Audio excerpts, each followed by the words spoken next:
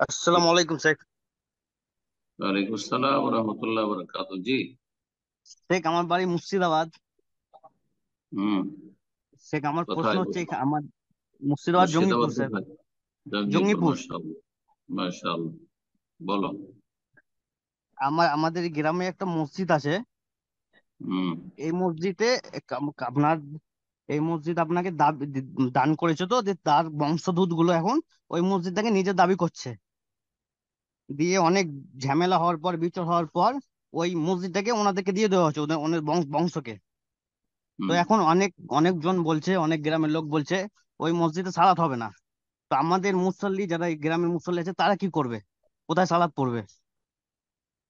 ওই মসজিদের মালিকের সালাত আদায় করতে বাধা দিচ্ছে?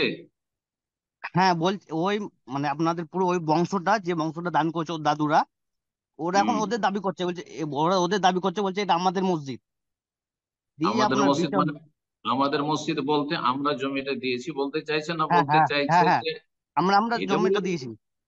এটা বলতে অসুবিধা নেই, কিন্তু যদি বলে এটা আমাদের মসজিদ, এখানে আমাদের বংশ ছাড়া বা আমাদের গোত্র ছাড়া অন্যরা নামাজ পড়তে পারবে না, তাহলে অন্য কিন্তু জন নামাজ পড়া যায়। হ্যাঁ। বাধা দিচ্ছে, বাধা দিচ্ছে, বাধা দিচ্ছে? আজান দিতে যায় না। হ্যাঁ। আজান দিতে দেন, আজান ভিন্ন জিনিস।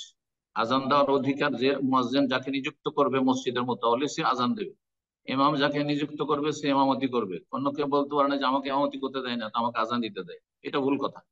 কিন্তু নামাজ পড়তে বাধা দিচ্ছে আমাদের মসজিদে তোমরা আসবে না বলছে। সঠিক কথা বলেন। শুনছেন?